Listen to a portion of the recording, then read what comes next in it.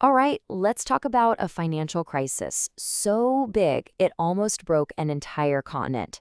We're diving deep into the Greek sovereign debt crisis, a story that shook the global economy to its core. Let's get into how it all went down. And that's the big one, right? How could one relatively small country cause so much chaos?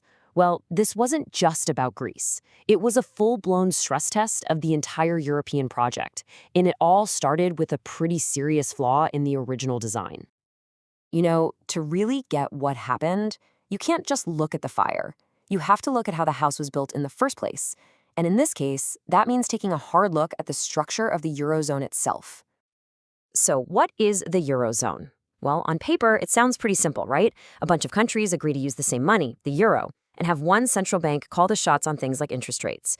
The idea was to make trade easier and create a stable economic bloc. But, as they say, the devil is always in the details. And here is the fundamental tension at the heart of the whole thing. Imagine you've got a whole fleet of different cars, a Porsche, a minivan, an old pickup, but they all share one single gas pedal. That's kind of like the shared monetary policy. But at the same time, each car has its own driver with their own steering wheel. That's the national fiscal policy. So you've got powerhouse economies like Germany and struggling economies like Greece all getting the exact same interest rate, even when their needs were completely different. It was an accident waiting to happen. So you've got this flawed system, this tinderbox, just sitting there with a hidden vulnerability. All it really needed was a spark to set the whole thing off. And that spark, well, it came from Greece. Now, this didn't come out of nowhere. For years, Greece had been racking up a lot of debt. Then, bam, the 2008 global financial meltdown hits, and everybody is feeling the pressure. But the real bombshell, the thing that lit the fuse, dropped in 2009. A new government in Greece came clean and revealed that the country's budget deficit wasn't just bad, it was more than double what the previous government had been reporting. In an instant, all trust was gone. And from that moment, things just went into a total tailspin. I mean, incredibly fast. That revelation in 2009 led to a massive credit downgrade in 2010.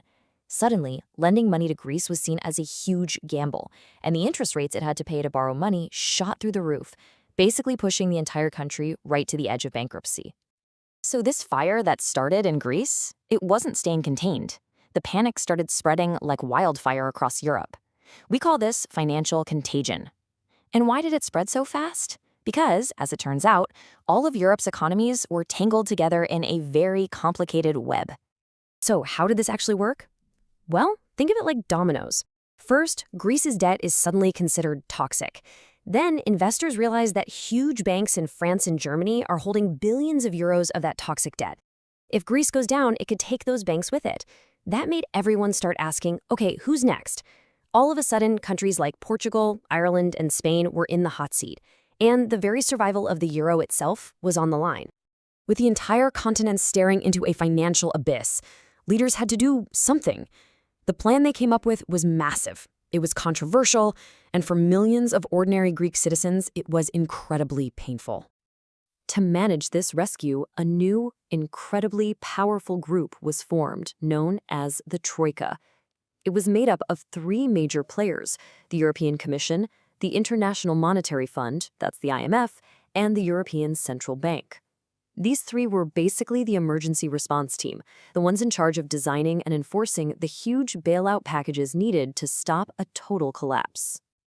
And here was the deal they put on the table. It was a painful trade-off, no two ways about it.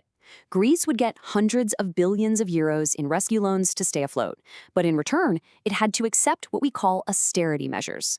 This meant brutal cuts to government spending. We're talking pensions, salaries, plus big tax hikes, and a complete overhaul of its economy. Essentially, it was a deal of cash for control. But what did all this actually mean for the people living through it? Take a look at this number, 25%. At its absolute worst, unemployment in Greece hit over 25%. 1 in every 4 people was out of a job. Just think about that for a second.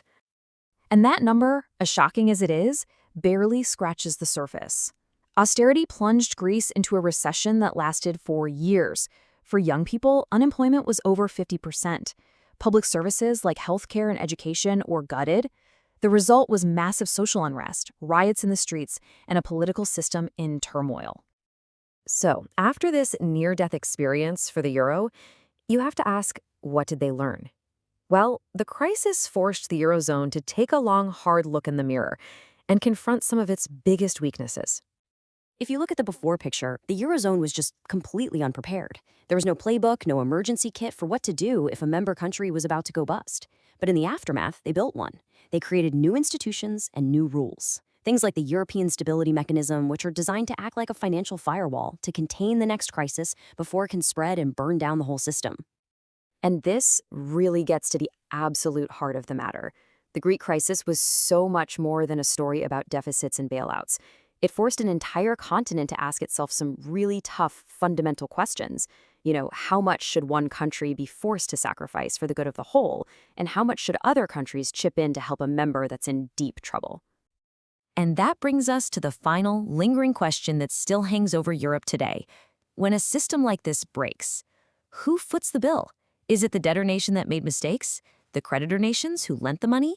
The private banks who took the risk? The Greek crisis may be over, but that question is more relevant than ever, and it's at the very heart of the entire European project.